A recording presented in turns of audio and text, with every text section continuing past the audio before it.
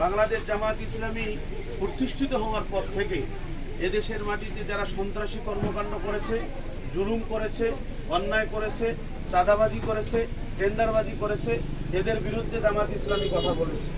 এই অপরাধে জামাত ইসলামীর নেতৃবৃন্দদেরকে অন্যায়ভাবে জীবনও দিতে হয়েছে, আপনারা জানেন।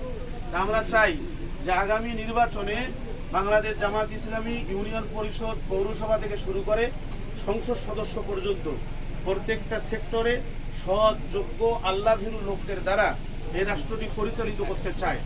এটা করতে গেলে জামাত ইসলামী একার পক্ষে সম্ভব নয়, আমাদেরকেও জামাত ইসলামীতে সামিল হতে হবে এবং জামাত ইসলামের পক্ষে থেকে সমর্থন করে কাজ করতে হবে। বলেন ঠিক না ঠিক?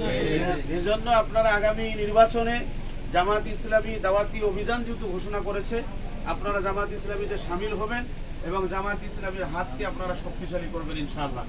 যে আল্লাহ তাআলা কবুল করুন। আল্লাহ আমিন।